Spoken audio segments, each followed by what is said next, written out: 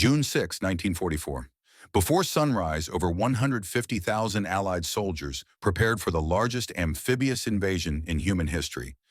Most were terrified. Many would never see another dawn. But what they were about to do would change the course of World War II and shape the world we live in today. This is the story of D-Day. Not just the battle you think you know, but the incredible human drama, the catastrophic failures, the last-minute decisions, and the sheer chaos that defined the longest day. I'm Your Name, and today we're diving deep into the 24 hours that broke Hitler's fortress Europe. The plan was audacious, perhaps insane. General Dwight Eisenhower had to land 5 divisions on 5 beaches along 50 miles of heavily fortified French coastline. The Germans knew an invasion was coming. They just didn't know where or when, and Eisenhower almost called it off. On June 5th, the weather was terrible. Storms raged across the English Channel.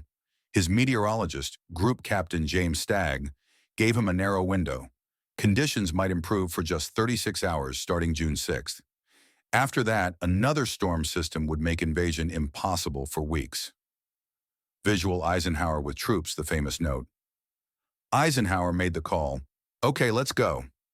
He also wrote something else that night, a message to be released if the invasion failed, taking full responsibility for the disaster. He dated it July 5th by mistake. Even Eisenhower's hands were shaking. But here's what most people don't know. The invasion almost failed before it began. Hours before the beach landings, over 13,000 American paratroopers jumped into Normandy in darkness. The 82nd and 101st Airborne Divisions were supposed to secure key bridges and roads behind Utah Beach. Instead, they were scattered across 25 miles of French countryside. Planes flew through thick clouds in German anti-aircraft fire. Paratroopers jumped at the wrong altitudes, wrong locations, wrong times. Some landed in flooded marshes and drowned, weighed down by 100 pounds of equipment. Others were shot before they hit the ground. Private John Steele of the 505th Parachute Infantry Regiment landed on the church steeple in Sainte-Mère-Église. His parachute caught on the spire. He played dead for 2 hours, hanging there, listening to German soldiers below shoot his fellow paratroopers. But here's the incredible part. The chaos worked in the Allies' favor. German commanders received reports of paratroopers everywhere. They couldn't figure out the actual invasion plan. Small groups of scattered Americans became 100 different threats, tying down German reserves that should have rushed to the beaches. One group of 15 paratroopers captured an entire German battalion headquarters. Another knocked out a key bridge. Lieutenant Richard Winters and a handful of men destroyed a German artillery battery that could have devastated Utah Beach. By dawn, the paratroopers had achieved their objective, not through perfect execution, but through improvisation, courage, and the willingness to fight outnumbered and alone. At 6:30 a.m., the first waves hit the beaches. Utah, Gold, Juneau, and Sword beaches faced heavy resistance but made progress. Omaha Beach became a slaughterhouse. Everything that could go wrong did. The pre-invasion bombing missed the German positions. The naval bombardment wasn't enough. Amphibious tanks sank in rough seas. Landing craft dropped men in deep water or directly in front of German machine gun nests. Visual, intense combat footage, German fortifications. Company A of the 116th Infantry Regiment landed at 6:36 a.m. Within 10 minutes, 96% were casualties, dead or wounded. The bodies piled so high on the beach that later waves used them for cover. German machine gunners in concrete bunkers had perfect fields of fire. They couldn't miss. American soldiers were pinned down, unable to advance, unable to retreat. Officers and NCOs died first, trying to rally their men. For 2 hours, the invasion hung by a thread at Omaha. If the Germans had counterattacked then, they might have thrown the Americans back into the sea. But they didn't. Why? Visual, German perspective, confused commanders. Because Hitler was asleep. His standing orders were that no one could wake him, and no major decisions could be made without his approval. When his generals finally woke him that afternoon, he refused to release the panzer divisions, convinced this was a diversion and the real invasion would come at Calais. Meanwhile, at Omaha, small groups of Americans started moving. Destroyers ignored orders and sailed dangerously close to shore, providing point-blank fire support. Engineers blew gaps in the obstacles.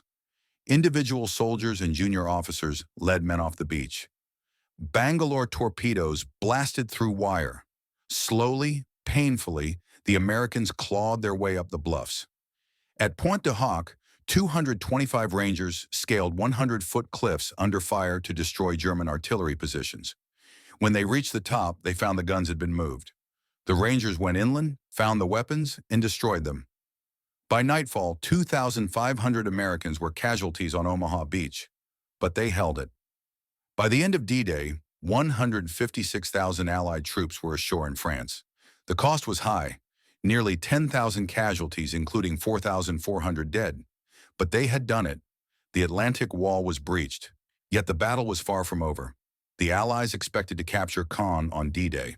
They wouldn't take it for another month. The hedgerow fighting in Normandy would be brutal. Breaking out would take until late July. But Hitler's fortress Europe was broken. The Soviets were advancing from the east. The Western Allies now had a foothold in the west. Germany was being crushed between two unstoppable forces.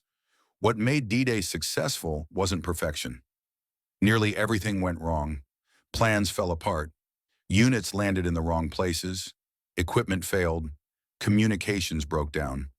What made it successful was the individual soldier, the small unit leader, the destroyer captain who ignored orders, the paratrooper who kept fighting alone, the engineer who ran through machine gun fire to blow a hole in the wire. D-Day succeeded because when plans failed, men didn't. Today, the Normandy American Cemetery overlooks Omaha Beach. 9,388 white crosses and stars of David mark the graves of those who fell in the battle for France. Another 1,557 names are inscribed on the walls of the missing. On June 6, 1944, they were ordinary men asked to do something extraordinary. They were clerks and farmers, mechanics and teachers. They were scared. Many died before they could fire a shot. But they went anyway. They stepped off those landing craft into hell because they believed in something bigger than themselves. The world they saved is the world we inherited, and we owe them a debt we can never fully repay.